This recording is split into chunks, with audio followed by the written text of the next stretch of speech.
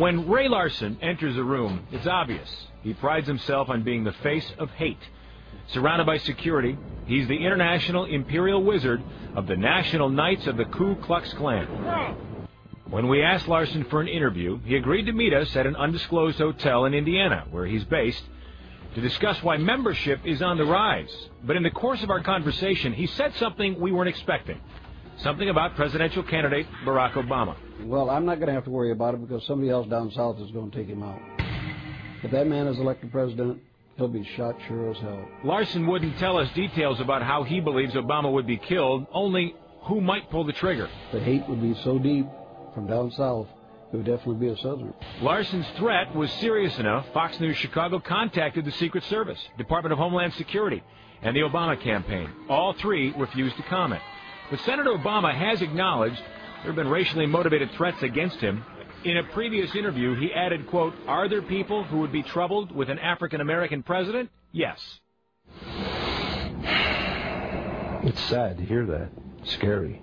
But they're capable of doing anything. Tom Martinez, a former Klan member and Aryan Nation member, believes the threat against Obama should be taken seriously. I've seen what they're capable of doing, and it just takes one person, just like Tim McVeigh. Martinez, who doesn't usually do interviews, turned his life around by becoming an FBI informant. Today, he lives under the Witness Protection Program, but he sees organizations like the Klan capitalizing on our country's instability.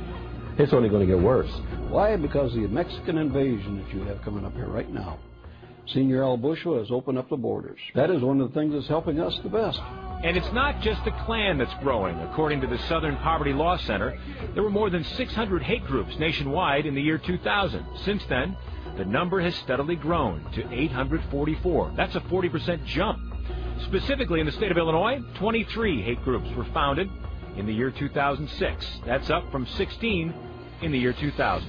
We have seen more involvement, more people getting involved with these causes in the Chicagoland, Illinois area and different parts of the Midwest. As the regional director for the Anti-Defamation League, Lonnie Nassiter tracks hate groups in our area.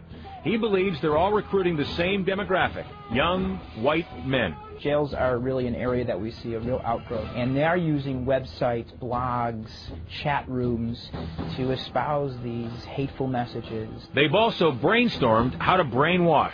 Potential members are persuaded with comic books that show whites beating up blacks, magazines that promote white power, and video games where the winner kills the most Jews. I'd like to see us get back to where we were in the 60s. To do so, Larson's social calendar includes national events like a Ku Klux Christmas. Inside his personal scrapbook are pictures of cross burnings, rallies all over the world, and Klan training sessions. I am a racist. I take pride in the accomplishments of my race. Pride that he admits comes at a cost. Why does it get me? He gets eggs thrown at my house, had acid thrown on the house, had a window shot out of a van, had a window shot out of my house. But that's often the cost of joining the Klan. There's two things these groups have to offer, and this comes from the heart. It's prison and death. And all the guys that I hung out with, they're all in prison, and some of them are dead. Another new development, according to the ADL, hate groups no longer act independently. Today, they've developed kinship where they work together, rally together, and often share the same resources. As for the threat on Senator Obama is concerned, Fox News Chicago was asked to send a detailed explanation in writing to the Department of Homeland Security. We've since been told it was discussed with the Secret Service.